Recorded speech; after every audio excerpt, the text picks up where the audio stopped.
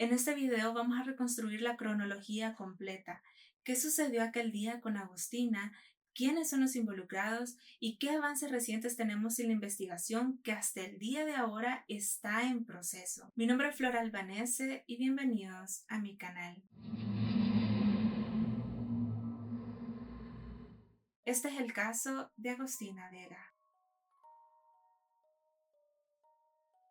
Agostina Madeleine Vega tenía 14 años. Vivía junto a su mamá y hermano en el barrio General Mosconi, una zona residencial de Córdoba, Argentina. Agostina estudiaba en la escuela Rafael Mescuti, pero había dejado de asistir porque tenía problemas con algunas compañeras y que incluso habían llegado a amenazarla. Y debido a esto, su madre presentó una denuncia y estaba buscando otra escuela donde Agostina pudiera continuar con sus estudios. Y la verdad es que sobre la vida de Agostina no hay mucho que contar, porque era una chica muy joven y la mayoría de información que salió a la luz fue posterior a su desaparición. Pero algo que sí me ha llamado la atención es que según relatos de su madre, Agostina no estaba pasando por un buen momento. Y es que además de esos problemas que ella tenía en la escuela, había tenido problemas en su familia. Su papá se había distanciado de ella por temas de violencia e incluso su madre había puesto una denuncia por esto. Además de conocer un poco sobre Agostina, me gustaría también que tuviesen un contexto acerca de sus padres, porque también obviamente están muy involucrados en este caso. Melissa Heredia, de 34 años, era la mamá de Agostina. Ella tenía la oportunidad de trabajar en un negocio familiar, por lo que le daba tiempo para pasar con sus hijos, llevarlos a la escuela, e incluso andaba en todos lados con su hija, por lo que según ella describe, Agostina no podía moverse sola. Para Agostina, su mamá era la persona que estaba presente en su vida diaria, compartían gran parte del tiempo juntas y mantenían un vínculo muy unido entre ellas. Además, los abuelos maternos de Agostina eran muy cercanos a ella, ya que vivían al lado y ahí mismo estaba el negocio donde trabajaba también la mamá. El papá de Agostina es Gabriel Vega y desde hacía un tiempo se había separado con Melissa y por esta razón ya no vivía con ellas ni convivía mucho con Agostina. Lo único que hacía él prácticamente era enviarle la cuota alimenticia a Agostina y en entrevistas recientes el papá se refiere a Agostina como una chica que tendía a confiar con facilidad en los demás. Ahora que ya tenemos un poco de contexto acerca de la vida de Agostina y su entorno familiar, entremos a los hechos. La tarde del 23 de mayo, Agostina, su mamá y hermano asistieron a un torneo de fútbol. Cuando volvieron a casa, Agostina estuvo jugando un rato con su hermanito y después se quedó descansando junto a su mamá. Al poco tiempo, ella le dijo a su mamá que iba a ir a buscar unas empanadas al negocio de su abuelo, que quedaba prácticamente a la par de la casa, y su hermanito salió detrás de ella. Luego de algunos minutos, el hermanito regresó solo, y cuando Melissa le preguntó por Agostina, él le respondió: "No, ma, la Agos no está". La mamá de Agostina salió a buscarla, pero no estaba en el negocio del abuelo e intentó llamarla cerca de las 10:30 de la noche. Pudo llamarle unas 4 veces y luego el celular salía como apagado. La familia comenzó a buscarla con ayuda de amigos y vecinos. Salieron a la calle del barrio, tocaron puertas y recorrieron las cuadras cercanas, pero nadie la había visto ni sabía nada de ella. Aquí quiero destacar que la mamá, en su preocupación, empezó a contactar a todas las personas cercanas a Agostina y entre ellas a sus amigas. Más tarde, una de sus amigas le compartiría un audio que Agostina le dejó esa noche. No sé, porque tengo que ir con el novio de mi mamá para hacer una sorpresa a mi mamá. Me tengo que escapar. Además, esa misma noche, 3 horas después que Agostina había desaparecido, Melissa también le escribió a un amigo. Su nombre, Claudio Barrelier. Y le voy a colocar aquí el chat. Melissa le dijo: "¿Qué te pidió la hago a vos hoy? ¿Qué me pidió tu número?". Él le respondió si la podía llevar a la casa de un amigo y le dije que no tenía movilidad. Melissa: "¿Qué amigo? ¿De dónde?". Claudio: "No me dijo".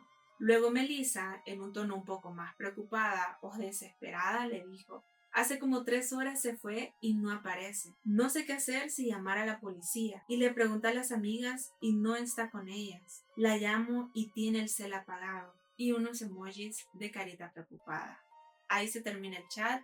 Claudio no respondió a eso. Y bueno, lo único que estoy pidiendo es que aparezca mi hija, nomás no me interesa quién la tiene, quién se la llevó, pero que me la devuelvan. Ya han pasado muchos días, muchas horas y nadie sabe nada de mi hija. Nadie la vio. No sé qué pensar ya. Además, algo más curioso y que me causa un poquito de temor es que Melissa recibió un mensaje de un número desconocido que decía: tu hija está bien, dormida, quédate tranquila. Para este momento ya habían pasado varias horas y Agostina no aparecía y su cel seguía apagado. Agostina no era del tipo de chicas que simplemente se iban de la casa, que se escapaban, que salían sin pedir permiso. Siempre avisaba y su mamá sabía todos sus movimientos. Sí, mi hija es una nena que no sale sin permiso y si se va ella me está diciendo dónde está. Ella no sabe manejarse en Uber, no sabe manejarse en colectivo, no maneja billeteras virtuales, no maneja efectivo, no sabe las calles de Córdoba. Yo la acompaño a todos lados donde quiere ir. Tiene 14 años, no tiene edad para salir sola a ningún lado. Así que para este punto, Melissa ya estaba desesperada y prácticamente lo que hizo y que considero que fue lo mejor en ese momento fue recurrir a las autoridades. Así que durante la madrugada fue a poner la denuncia, aunque según dijo le tomaron la denuncia hasta el domingo a las 8:42 de la mañana, prácticamente varias horas después de la desaparición. Y aquí realmente no entiendo qué estaban esperando para tomar la denuncia. Ya llevaba varias horas desaparecida, la mamá estaba desesperada. Y prácticamente es algo que normalmente suele suceder porque siempre se piensa que se ha ido con alguien más, que ya va a regresar, que simplemente ha sido por rebeldía. Y de cualquier manera considero que deberían tener por lo menos alguna acción preventiva. En principio sí. La unidad judicial número 13 tardó bastante en moverse. Nos tocó un domingo, un feriado, estaba todo el tema de Belgrano, que estaban todos abocados a Belgrano. Nadie nos dio importancia en ese momento, pero hoy puedo decir que el fiscal me daba bastante tranquilidad. He podido respirar, he podido comer un poco, he podido descansar un poquito. Lo siguiente que les voy a compartir para mí es como una pieza clave y es un testigo, que es un conductor de remis. En Argentina, remis es como un servicio de transporte. Entonces prácticamente podríamos decir que este conductor fue una de las últimas personas que vio con vida a Agostina y que su versión ha sido de gran ayuda para esta investigación. El domingo 24 de mayo, el mismo día en que se tomó la denuncia por desaparición, en las redes sociales y los medios locales comenzaron a difundir la noticia con fotografías de Agostina. Y durante el entretiempo de un partido que se transmitía en la televisión, pasaron la noticia. En ese momento, un hombre que estaba viendo el partido inmediatamente reconoció el rostro de Agostina. Era la chica que había visto la noche anterior. Decidió buscar a la familia por Facebook. Se logró comunicar con Melissa y le dejó su número de teléfono. Cuando Melissa lo llamó, se presentó con el nombre de Ariel. Él le comentó que había visto la noticia de la joven desaparecida en la televisión y que quería compartirle su versión. Le dijo que había recogido a Agostina cerca de las 10:35 del sábado, en la parada de remis que estaba justo al frente del negocio del abuelo, y que la llevó hacia la calle Fragueiro y Campillo, prácticamente dejándola en una esquina, y que en el lugar la recibió un hombre. Melissa le preguntó cómo era él,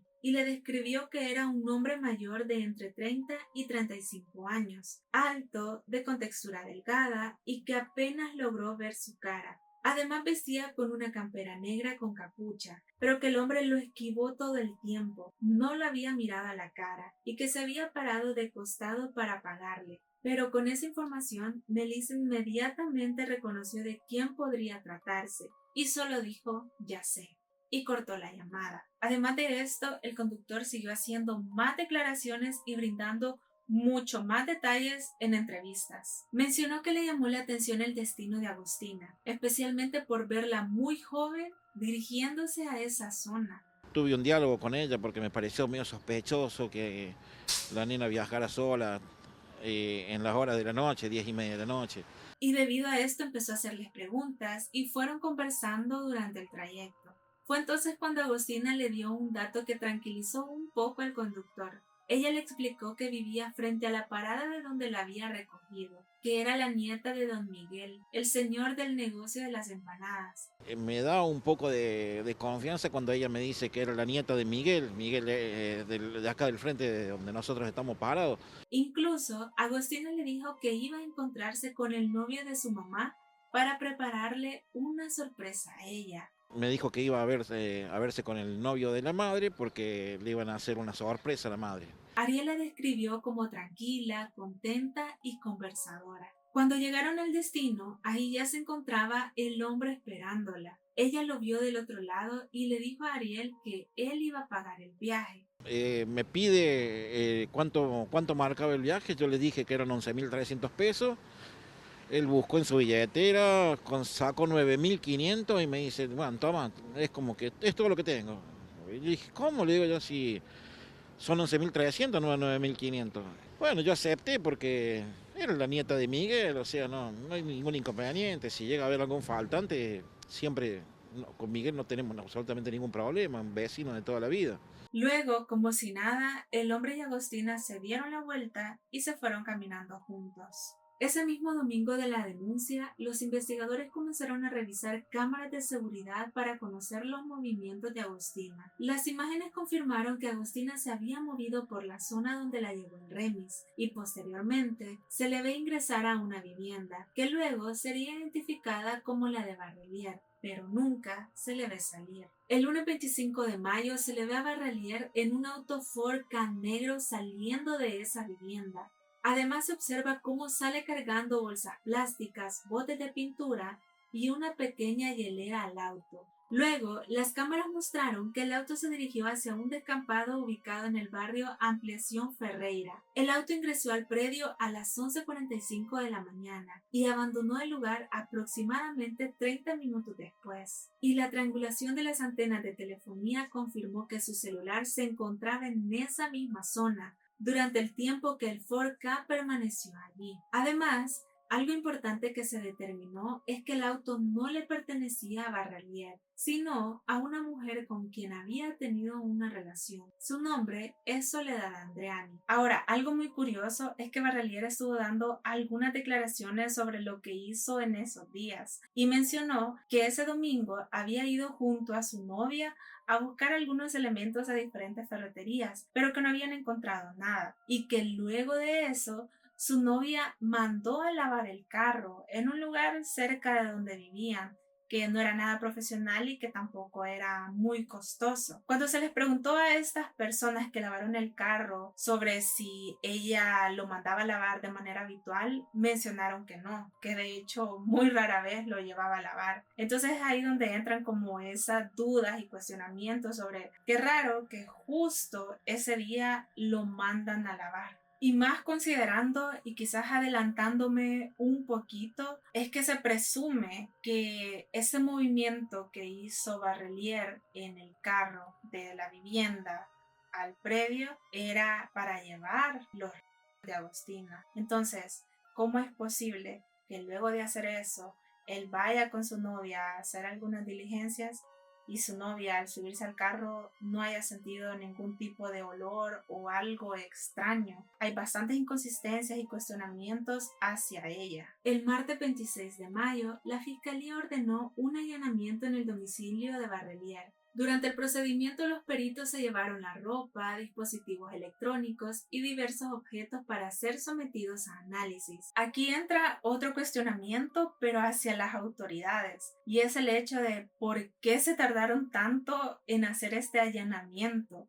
Si ya tenían las declaraciones, ya tenían las grabaciones, pudieron haber llegado muchísimo antes, incluso haber encontrado por lo menos el de Agostina. Y es que ni siquiera llegaron con la intención de encontrar a Agostina o algún rastro de ella. O sea, simplemente llegaron, se llevaron algunas cosas y ya está. Fue como por muy encimita. Por lo menos en ese momento fue cuando los investigadores lo enfrentaron con las grabaciones que mostraban a la joven ingresando a la vivienda. Barrelier intentó explicar las imágenes asegurando que la persona registrada por las cámaras era su hija pequeña, pero esta versión fue rápidamente puesta en duda. Los investigadores mostraron las grabaciones a Marianela, su pareja oficial y madre de la niña, quien negó que se tratara de su hija. Incluso la propia menor observó las imágenes y confirmó que ella no era quien aparecía en el video. Esa contradicción resultó decisiva para la investigación. No se trataba de una confusión ni de un error de memoria. Barrelier había mentido sobre un hecho que podía verificarse y ser respaldada con el video. Yo ya hablé con Mel y le había explicado todo el tema. Fui, declaré, vinieron, me llamaron a mi casa, me llamaron a la casa de mi vieja, y ahora sale la madre de la Mary a escracharme de esa forma. Cuando no tengo nada que ver, al contrario, yo también estoy dando una mano, estoy ayudando en todo lo que más puedo. Meter la información porque no la quieren contar. No puede ser que me salga a hablar así la madre de mí, ¿me entendés? Y Agostina, a mí, yo cuando llego a mi casa, Agostina como a las 10:30 me llama por teléfono diciendo que necesitaba un favor, que no sabía dónde era mi casa, que está en Fradeiro y Campillo. Yo me llego hasta ahí, hasta el Fradeiro y Campillo, le faltaba plata para pagar el taxi, le ayudo a pagar el taxi y me dice que la madre sabía que venía para que yo la llevara, si hacía el favor de llevarla de la casa del noviecito. Y yo le dije que no tenía movilidad, no había forma. Entonces, ahí nomás le llama por teléfono un guaso, que para mí ya estaba todo arreglado, para mí ya había organizado, y como no tenía plata, se vino por este lado, pongo papeles rápido de la casa. Y cuando veníamos caminando para acá, así como para la corte de mi casa, eh, frena un auto rojo, que es el auto que le digo a Melissa, se sube y se va. Yo después de ahí no tengo más contacto con ella y no sé más nada. Entonces no entiendo por qué me quedo pegado yo con todo esto. Durante la noche del 27 de mayo, finalmente fue detenido Claudio Barrelier e imputado inicialmente por el delito de privación ilegítima de la libertad, y el martes 16 de junio fue agravado por un delito triplemente calificado, que corresponde a alevosía y crimen causa. El viernes 29 de mayo, la Fiscalía realizó un nuevo allanamiento a la vivienda para profundizar en evidencias forenses. Recién hasta ese momento los peritos utilizaron luminol para encontrar rastros de... Y según se dice, es que la principal evidencia la encontraron en una de las habitaciones que es ocupada por Osvaldo Faceta, quien es un inquilino que vive en esa misma vivienda junto a Claudio Barrelier. Además se encontraron en la cocina, en el baño y en el pasillo, pero haría falta determinar si realmente esto que encontraron le pertenece a Agostina, pero lo que sí es seguro es que Agostina sí ingresó a esa vivienda junto a Barrelier. Ahora, ¿recuerdan cuando les mencioné al inicio que Melissa, la madre de Agostina, le escribió a Barrelier para preguntarle si sabía algo acerca de ella? Y Barrelier le dijo que no sabía nada. Ahora imagínense que en ese momento, cuando él estaba respondiendo ese mensaje, prácticamente él tenía a lo mejor al lado de Agostina. Otro punto importante en la investigación es que las antenas captan la señal del celular de Agostina la noche de su desaparición en la ubicación de la vivienda de Barrelier por 3 horas. Eso podría explicar por qué pudo recibir las primeras llamadas de su mamá y luego se lo apagaron. Algo que me causa tristeza es que Agostina fue manipulada por Barrelier. Mi hija no se fue porque quiso, a ella la manipularon, tiene 14 años mi hija. Es una nena que no sabe manejarse sola. Haciéndole creer que le iban a hacer una sorpresa a su mamá y por eso ella tomó esa decisión como de escaparse, de no decirle nada, pero de buena fe. Obviamente ella no tenía pensado que una vez saliera de su casa nunca iba a volver. De hecho, ella se fue sin abrigarse, se fue con un jeans, con zapatillas, con un buzo. Según ella, solo iba y volvía. En algunos avances recientes de la investigación se dice que Agostina y Barrelier habían intercambiado algunos mensajes de Instagram, pero no está del todo claro porque dicen que ella borraba los mensajes y además que él, pues después de todo esto, eliminó su cuenta de Instagram. Entonces, haría falta saber en la investigación de qué manera se comunicaron, cómo obtuvo los números de contacto. Y algo también importante es que, importante aclarar es que ella no tenía la dirección de él. Ella nunca había ido a su vivienda, no sabía la dirección, no sabía cómo moverse en remis. Eso hace falta que también se esclarezca. El viernes 29 de mayo de 2026, el fiscal ordenó un amplio operativo de rastrillaje en el descampado ubicado en el barrio Ampliación Ferreira, donde se había ubicado a Barrelier. Elementos policiales, brigadas especializadas, perros rastreadores de la División K9, drones y helicópteros fueron desplegados sobre el predio de más de 200 hectáreas. Mientras el padre de Agostina se encontraba también en la zona junto a los investigadores, con la esperanza de encontrar alguna respuesta sobre el paradero de su hija. Los trabajos continuaron durante toda la jornada del viernes y se extendieron hasta el sábado 30 de mayo, fecha en que se cumplía una semana de la desaparición de Agostina. Finalmente, uno de los perros rastreadores de la División K9 marcó un punto específico.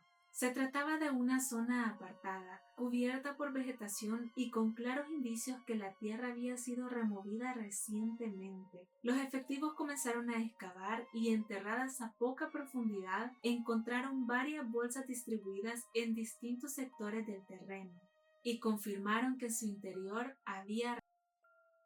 La disposición de los hallazgos evidenciaba un intento deliberado por ocultar el y dificultar su descubrimiento. De inmediato, los investigadores aseguraron la escena y activaron los protocolos correspondientes para el levantamiento de evidencias.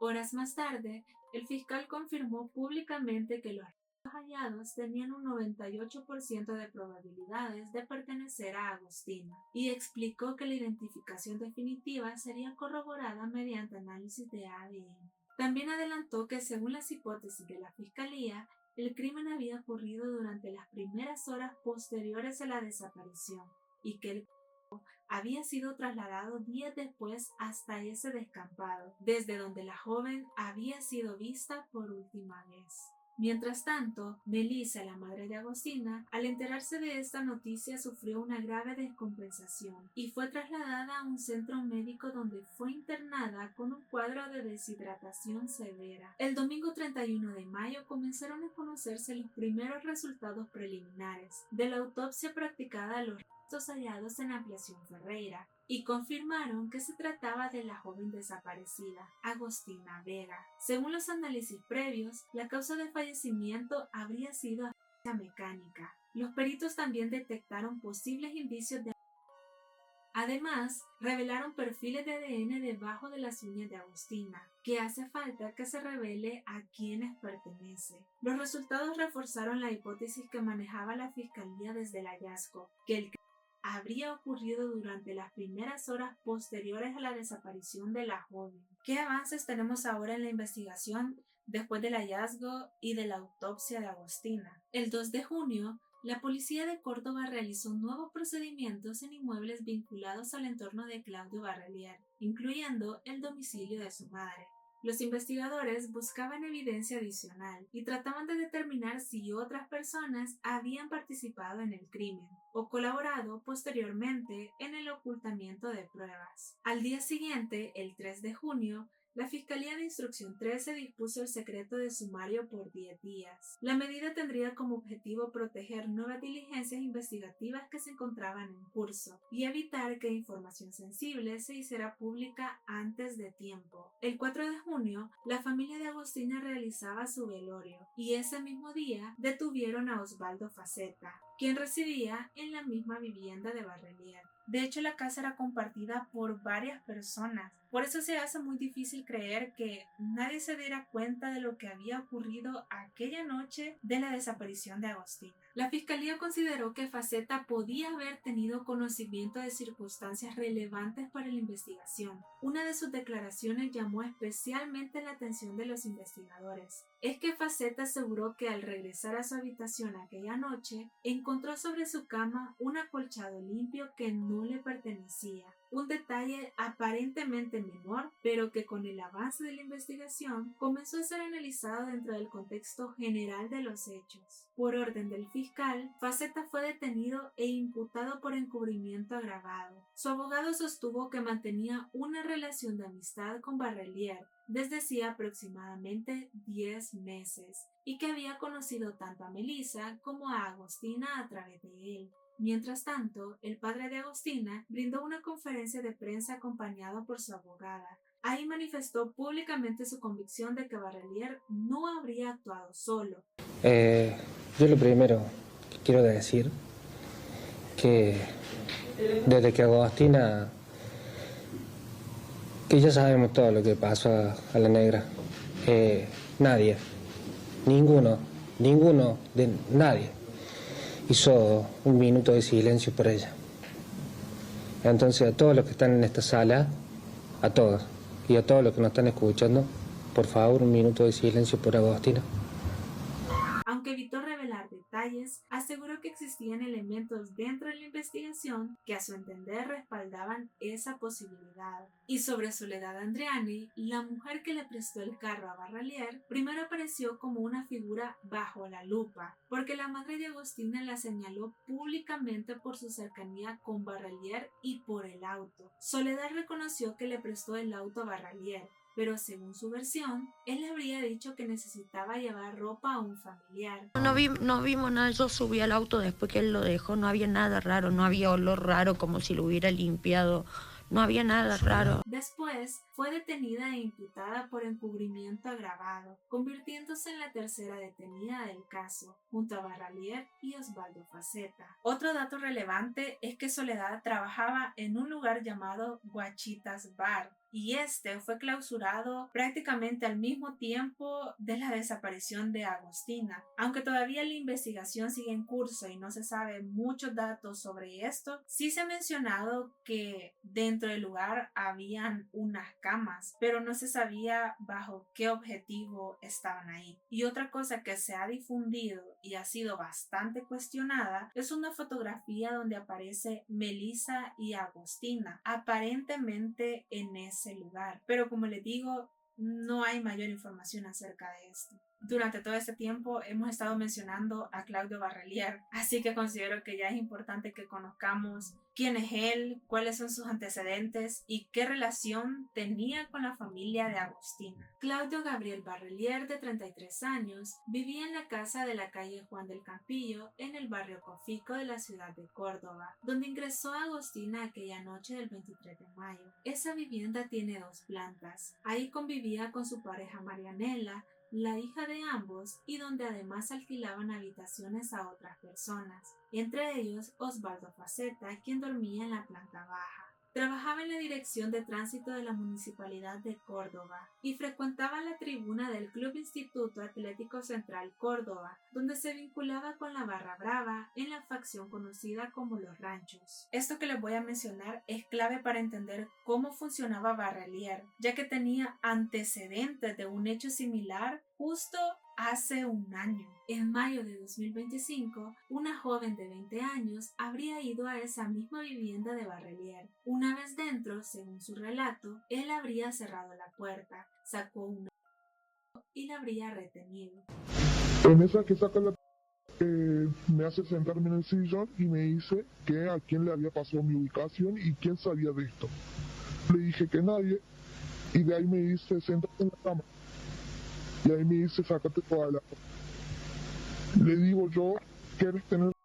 Le digo, ¿por qué de esta manera? Me dice, no, me dice, porque las personas que vienen a traer la plata te tienen que ver bien y tienen que confiar en vos. Pero ella logró desatar sus pies y escapar, pidiendo ayuda por la calle a los vecinos. Cuando las autoridades interrogaron a Barrelier, él negó conocerla. De igual manera, lo detuvieron y lo imputaron por privación ilegítima de la libertad, mismo que ahora tiene por Agostina. Y por este hecho, Barrelier fue detenido y estuvo preso alrededor de 20 días, pero logró recuperar la libertad tras pagar una fianza de 5 millones de pesos. Y aquí entra algo muy perturbador. Cuando esto sucedió, Melissa ya conocía a Barrelier, pero logró mentirle y manipularla, no solo a ella, sino que también a sus amigos y a todas las personas de su entorno, diciendo que eso se trataba de una cama política. Y de hecho, según relatos de la propia Melissa, ella ayudó a recolectar dinero para la fianza, sin imaginar que un año después, a la persona que le creyó, que lo consideró inocente y que le ayudó, terminaría quitándole la vida. a su propia hija. También es muy cuestionable cómo después de este suceso ella tuvo la confianza de involucrarlo a él en su entorno familiar, pero lamentablemente a veces esto suele suceder por creer inocente a personas que para nada lo son. Pero lo que me parece más cuestionable, es increíble que esto siga sucediendo, es el accionar de las autoridades en dejarlo simplemente libre. Era un hombre peligroso en las calles y pensar que el caso de Agostina pudo evitarse si realmente las autoridades lo hubiesen mantenido preso. De hecho, la misma joven, al enterarse de este caso, brindó declaraciones y dijo: Agostina podría haber sido yo. Y esto que les voy a mencionar explica por qué Agostina salió de su casa tranquilamente, con tanta confianza, para reunirse con Barrelier. Y es que su madre, Melissa, había tenido una relación informal de novios con Barrelier, prácticamente de 1 año y medio, pero luego habían terminado siendo amigos. Así que simplemente por este motivo Agostina lo conocía, era conocido en su entorno familiar. De hecho, en algún momento llegó a verlo como una figura paterna, según relatos de Melissa, y él se aprovechó de la confianza de Agostina para mentirle, engañarla, manipularla y luego privarla de la vida. Así que cuando este hombre le propuso hacerle una sorpresa a su mamá, ella no lo dudó. Por eso ella se subió sola en la noche para ir donde él, y por eso se bajó del auto y caminó tranquila a su lado en aquella esquina del barrio Cofico. Cuéntenme ustedes cuáles son sus teorías. ¿Creen que Barrelier actuó solo o hay más personas involucradas? Así que por mi parte eso sería todo. Si quieren ver más videos como este, me ayudaría muchísimo que se suscriban a mi canal. Y si quieren saber más de mí, también pueden seguirme en mis redes sociales, que se los dejaré abajo. Así que gracias por ver este video. Bye.